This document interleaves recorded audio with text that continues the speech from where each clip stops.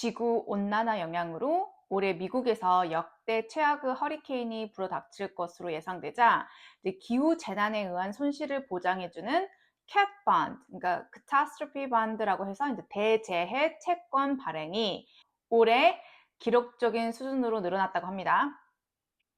며칠 전 이제 블룸버그 통신은 이제 올해 2024년도 1월에서 5월까지 이게 캡 본드 이런 대체 채권 판매액이 이제 기존 최고치였던 전년 동기 대비보다 38% 늘어난 상태라고 이렇게 보도를 했는데요. 이제 이런 캡 본드, 이런 대제해 채권은 특히 지난달에만 거의 40억 달러, 약 5조 5천억 원 가량 발행이 되면서 월간 기준 최고치를 경신했다고 하는데요.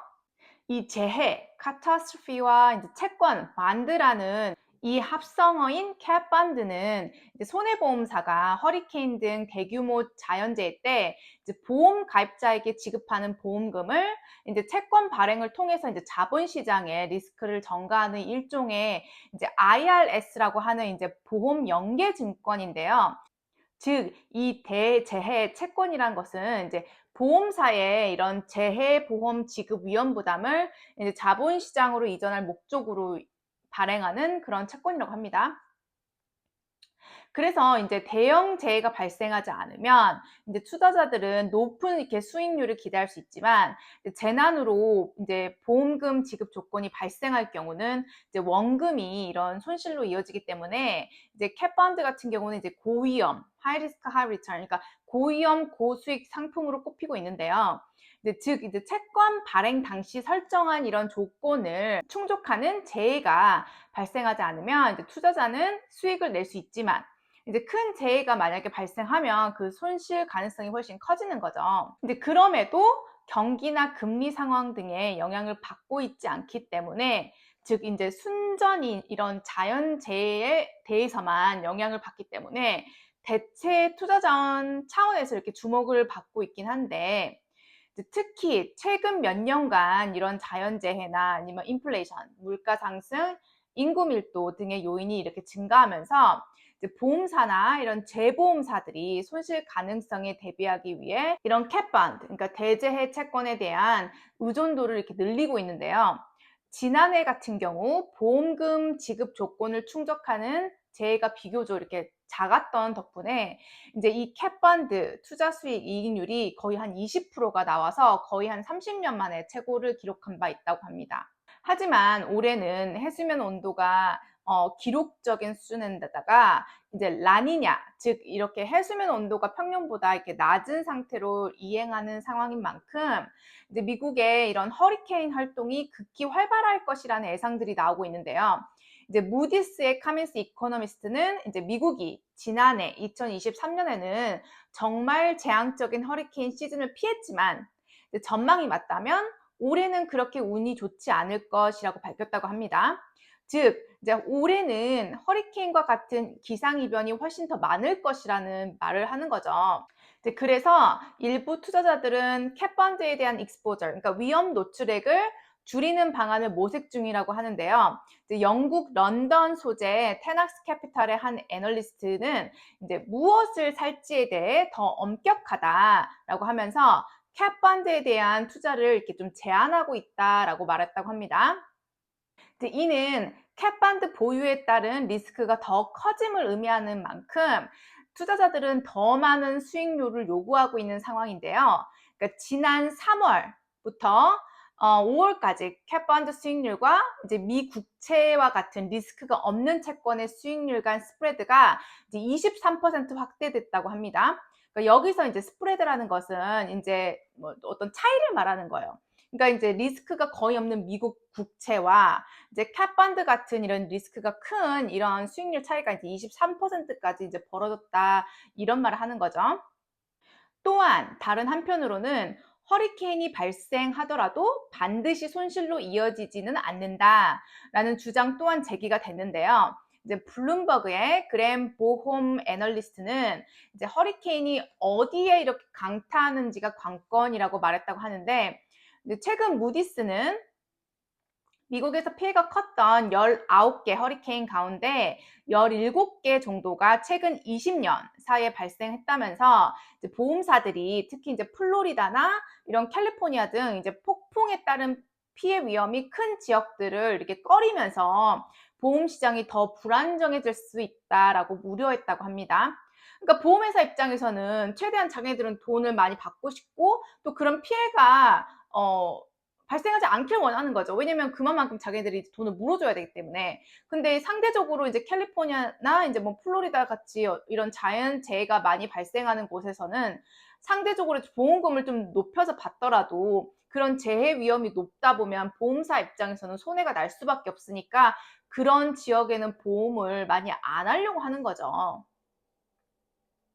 한편 세계은행, 월드뱅크는 지난 4월 멕시코의 폭풍, 지진 등에 대비해 총 4억 2천만 달러, 약 한 5,783억 원 규모의 캣펀드를 발행했고, 그로부터 일주일 뒤 자메이카의 이제 폭풍 재해에 대비해 1억 5천만 달러, 약 2,065억 원의 규모의 캣펀드를 이제 판매하기도 했다고 합니다.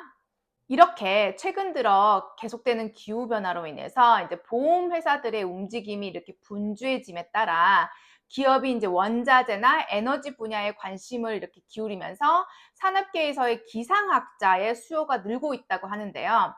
이제 또한 기후변화로 인한 이런 고온 현상은 천연가스 가격은 물론 이제 밀과 콩과 같은 이런 주요 작물 가격에 영향을 미치기도 하면서 이러한 기후 변화에 대해 단순히 이제 보험회사, 원자재 회사, 뭐 에너지 회사뿐만 아니라 뭐 농축산업계 그리고 이제 금융업계까지 다양한 분야에서 기상 조건이 미칠 영향을 분석하기 위한 수요가 증가하고 있다고 합니다. 미국 국립환경정보센터에 따르면 전 세계적으로 올해 1월에서 4월은 175년 만에 가장 더웠다고 합니다. 기록상 가장 뜨거운 여름 5위 안에 들 것으로 보이며 지난해 2023년 여름보다 기온이 높을 확률은 61% 이상이다고 이렇게 예상된다고 합니다. 기후변화로 인한 이상 기온은 이제 에너지, 식량, 연료 비용 등을 상승시키면서 기온 상승으로 인해 이제 에어컨 사용이 이렇게 증가하면 당연히 천연가스 가격이 급등하게 되겠죠. 그래서 이제 블룸버그는 이제 올해 여름 전력 수요가 늘면서 미국 천연가스 가격이 50% 이상 급등할 수 있고 밀과 이제 커피 시장도 반등할 수 있다고 예상했다고 하는데 독일의 재보험 회사인 민헨 RE에 따르면 지난해 극심한 기후변화와 지진으로 전 세계가 2,500억 달러, 그러니까 약 한 344조 정도의 규모의 손실을 봤다고 해요. 이처럼 기후변화가 일상이 되면서 우선 금융 분야에서 기상학자의 수요가 늘고 있다고 합니다. 기후변화가 에너지 시장에 어떤 영향을 미칠지에 대한 이제 통찰력을 제공하는 것이 기상학자의 이런 업무인데 실제로 억만장자 켄 그리핀이 운영하는 헤지펀드 회사 시타델, 좀 유명하죠, 시타델. 이 회사 같은 경우는 지난 2018년 20명 정도의 기상학자를 고용했는데 이와 관련해서 이제 파이낸셜 타임스는 시타델의 기상 예측팀이 수십억 달러 상당의 수익을 창출하는데 실제 큰 도움을 줬다 이렇게 말했다고 해요. 재난 관련 채권 시장이 성장한 것은 이제 금융 부분이 기상학자 고용에 관심을 기울이는 이제 요인 중 하나인데요. 지난해 채권 분야에서 가장 실적이 좋았던 자산군은 이제 기술주 관련 파생 상품이 아니라 날씨 관련 파생 상품과 자연재해로 인한 손실과 관련된 소위 재난 채권이었다고 해요. 날씨 관련 파생 상품은 이제 강우, 기온과 이렇게 연계된 것으로 지난해 거래량은 전년보다 250% 이상 급등한 약 250억 달러, 그러니까 약 한 34조 원에 달했다고 하는데 지진, 허리케인 등과 같은 이런 심각한 자연재해로 인한 손실과 연결된 재난채권은 지난해 여타 펀드보다 더 훨씬 나은 성과를 보였다고 합니다.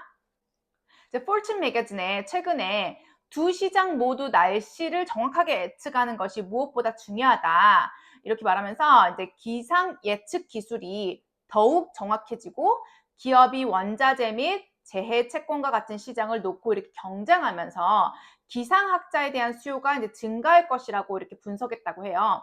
펜실베니아 주립대의 기상학 및 대기과학 교수이자 미국 기상학회 전 회장인 제니 에반스는 이제 이런 포춘 매거진과의 인터뷰에서 이제 에너지 산업, 운송업계 등에서 기상학자 채용을 늘리고 있다는 소식은 이제 방송국과 같은 전통적인 고용주의 수요 감소로 인해 피해를 보았던 기후학자에게 반가운 소식이라고 말했다고 하네요.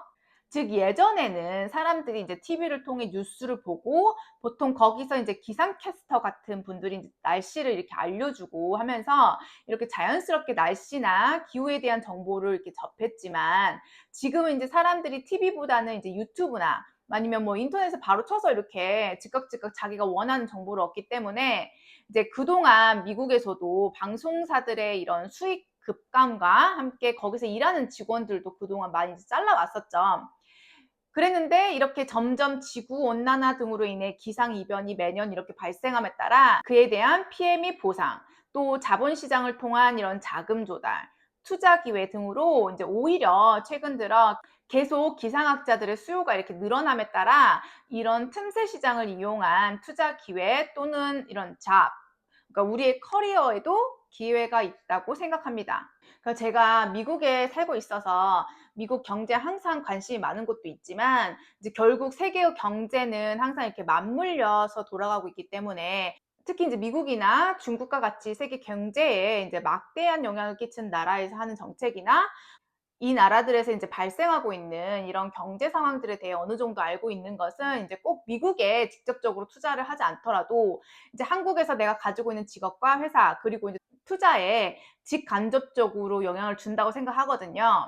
즉 내가 아무리 한국 부동산에만 투자한다 할지라도 이제 미국 연준의 금리 정책에 따라 이제 우리나라 금리 정책도 이렇게 바뀌게 되고 이제 또한 이제 미국 연준은 이제 금리를 결정할 때 뭐 미국 실업률이나 경기 상황 그리고 미국 물가 등을 고려해서 이렇게 책정하니까 간접적으로 이제 영향을 받게 되죠. 그리고 특히 이제 한국은 기본적으로 내수 시장보다는 무역 수출국이다 보니까 당연히 이제 미국의 경제 영향을 더 많이 받을 수밖에 없는 거고요. 투자에는 이제 탑다운 어프로치하고 이제 바텀업 어프로치가 있는데 이제 탑다운 어프로치라는 거는 이제 커다란 이런 큰 거시 경제 틀을 보고 이제 그에 따른 인디비주얼 자산군 체리피킹하는 이런 투자 형태를 말하는 거고요. 이제 바텀업 어프로치는 이제 큰 거시 경제보다는 이제 특정 회사나 이런 특정 자산에 중심을 두고 그 특정 자산이나 특정 회사에 집중적으로 투자하는 것을 의미하는데 뭐 저 같은 경우는 어느 정도 탑다운 어프로치인데요. 이제 그러니까 저 같은 경우는 이제 미국에서 전반적으로 발생하는 경제 상황에 대해 알고 나서 내 자산을 어떤 자산군에 더 분배해야 할지 이렇게 결정하는 스타일인데 이제 그게 이제 뭐 5년에 한 번씩 바꿀 때도 있고 아니면 이제 꾸준히 지속적으로 가지고 가고 있는 것도 있긴 한데 어쨌든 이런 미국 전반적인 경제 상황에 대해서 이제 관심을 갖다 보면 이제 제가 느낀 거는 이제 꼭 투자의 이런 관점뿐만이 아니고 어느 정도 알게 모르게 이제 내 직업에 미칠 영향, 그리고 내 가족의 진로 및 직업에 미칠 영향 및 내 일상생활에 이제 미칠 영향들에 대해서 어느 정도 예측해 볼 수 있는 것 같아서 제 영상이 조금이나마 도움이 되길 바라겠습니다.